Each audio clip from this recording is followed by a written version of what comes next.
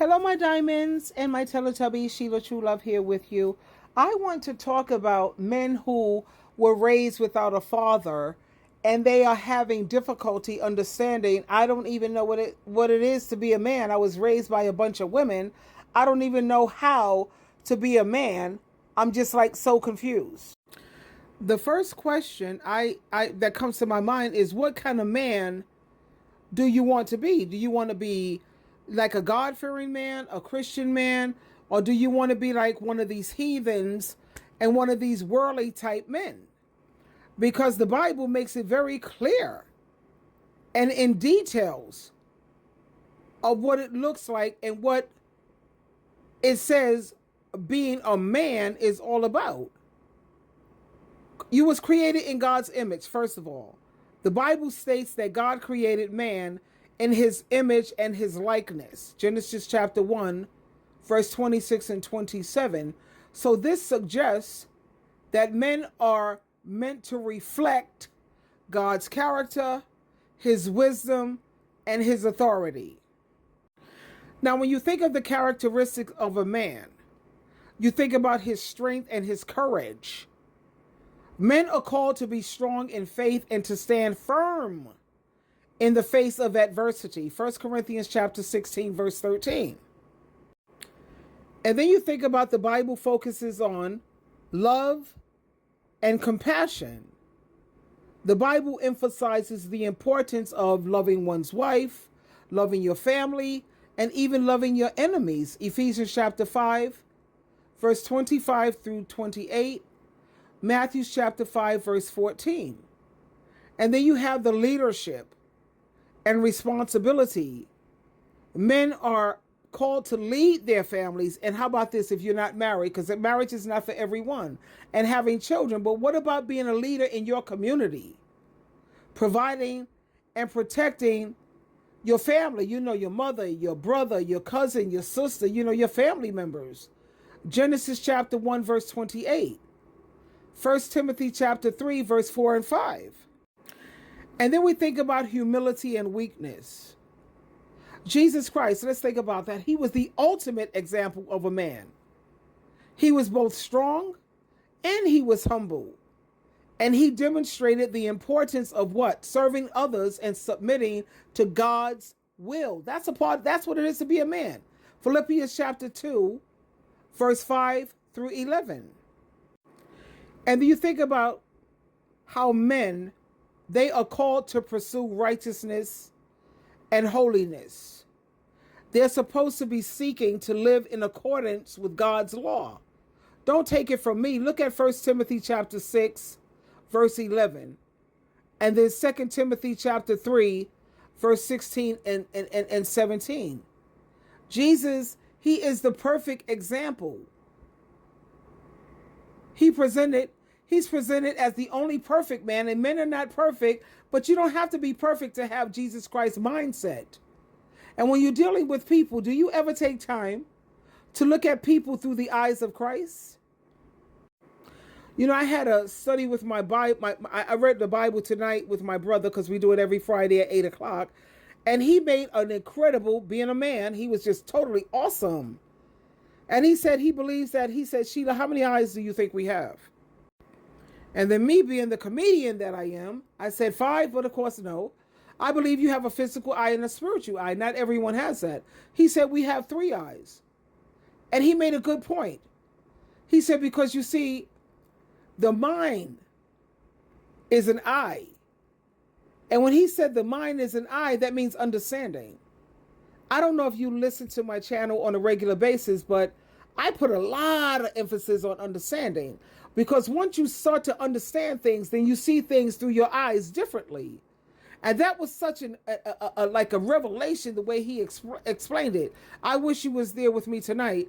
And he is, oh my God, the way God has changed my brother, child. My brother used to be very aggressive. Now he's just a bit abrasive.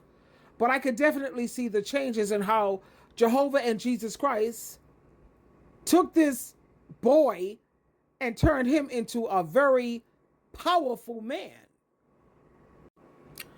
You know, the Bible, it emphasizes that a biblical man, That's why I said, what kind of man do you want to be? You don't know how to be a man? You're confused because you didn't have your father? Sometimes that's the best thing ever. You didn't want your father, especially if your father, what, a heroin addict, a crackhead, smoking dope, a pimp, living a freaking ungodly life. It's a good thing you didn't have your father. You know, the Bible emphasizes that a biblical man is one who lives a Christ-like life, prioritizing God's truth, love, and serving others. He is characterized by strength in his faith, humility, and a commitment to righteousness. And when I say righteousness, he's interested in living right and doing right. He's not a people pleaser. He only cares about God's validation, Jesus Christ, your parents, of course, because Matthew 15:4 make it very clear, if you don't honor your parents, what not what should be done, but what must be done to you. So these are the things that men, full grown, mentally, emotionally mature men who want to know what it is all about. Well, these are the characteristics of what a man is. A man is a protector. He's a provider. When I say provider, I'm talking about spiritual food. He provides. You know, all these women, they think about money, money, money, but they don't care about whether this man provides spiritually. And of course, he's a protector. He's not going to be with no woman who's a thought or 3 or 4, conducts herself like a Jezebel. No. He's a protector, a provider, and a leader. And when I say a leader, he's taking the spiritual lead. Because you know, Ephesians chapter 5, verse 21, it makes it clear that we have to submit to one another out of reverence for the Lord. So he knows that there's times when his partner is going to know more than him, and he has to sit down, pull out his pencil and his pad, take some notes. He has to submit to her because she's a little more qualified in that area. Also, a man, he makes wise decisions because he has discernment. So when it comes to the examples I could give you, just to give you an idea, Little House on the Prairie, Jonathan, that's a man. My Wife and Kids, that man there, that's a man. Looking at Soul Food, the way you see these men, they're not perfect. Men cry, yes they do. They're human. They let out feelings. They let out pain. But the best example, I like, the Cosby Show. I don't care about what's reality or whatever, but what you see on television, you want to know what a man is? Those are men.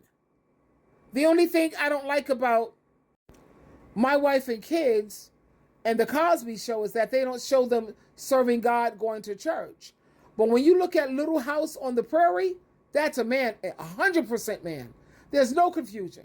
If you need a mentor that you can see physically with your eye, that's a man. He picked an amazing woman. He didn't let his eggplant or his pickle pick a woman. He picked that woman wisely. She's a praying woman. She's a woman who knows how to keep him motivated. She's a woman who definitely knows how to inspire him. And she knows how to light fire under his butt if he feels like, he's like slacking, he's falling off. So I don't understand, I kind of do understand a little bit in terms of you didn't have a father. You had uncles who was pimps and womanizer and crazy people. Child, please. You have to make a decision of what kind of man do you want to be. Do you want to be a man on God and Jesus Christ's team? Or do you want to be a man who's on Satan, Lucifer, and the demons team? Which one do you want? Life is all about choices. You simply just have to choose. It is what it is. Twinkle, twinkle, twinkle.